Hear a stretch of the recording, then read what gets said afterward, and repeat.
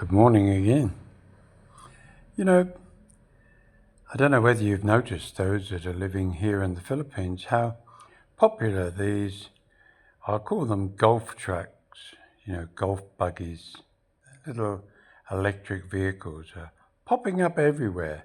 Certainly have for the last 12 months, 2 years now. Well, I've always thought, have I got this wrong? But I always thought that they were only legal driving around, maybe doing your shopping in a barangay. In other words, on what would be an estate road, a non-highway. And therefore, I was somewhat surprised, like I'm sure many of you were, that on the 1st of December this year, 2025, they announced in the media here in the Philippines that e-vehicles are prohibited on the highways here in the Philippines. Everywhere, blanket, from the 1st of December.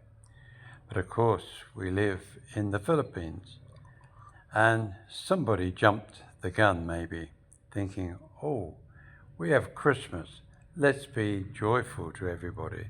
So let's make it the 1st of January or the 2nd of January. I think they set for the 2nd of January. I wonder why, New Year's Day. Because also what you probably might have seen is that so many of them are driven around by school kids, maybe 8, 10 years old, driving their mother or grandmother up the road, maybe into town, to the market. Well, that's a great idea. I'm sure when we were young, we would have loved to have zapped up the road on an electric vehicle of some form or other, or even just a little petrol one. I can remember as a child driving round Vitrolles in the south of France on a motobicyclette, which was really a motorbike, but it was really a bicycle, like a moped with a motor on the front wheel, sort of on the top, driving it around. Oh, I had hours of fun at 13 years of age. Totally illegal today.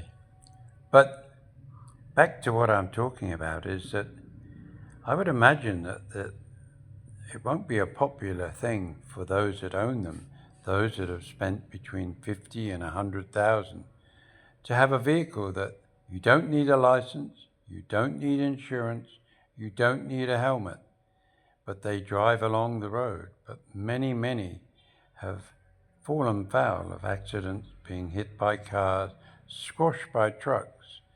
Many members of families have lost their lives in those. So in one way, it's a good idea. It's a road safety issue.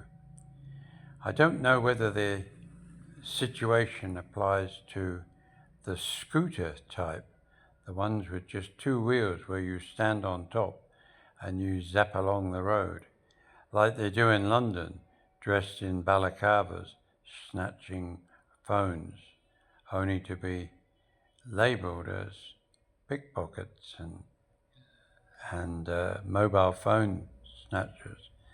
But I would think it would apply to all of those types of vehicles.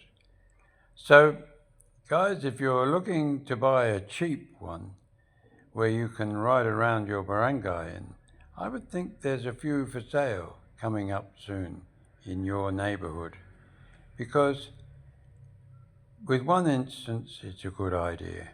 I think it needs to. The idea is to try and cut down all the tricycles. That's why they want tricycle drivers to have little utility vehicles instead of tricycles. That's why they want to cut down on jeepneys, because they say they're unsafe. That's why they want you to buy a cooperative minibus that will now carry the people from point A to point B. So I think, like everywhere, the Philippines is learning very slowly, but I think there's going to be a lot of tears from those that have spent a lot of money buying what they thought was an ideal opportunity to have Cheap transport. Nothing's cheap. Think of the power bill. Just another thought for the day.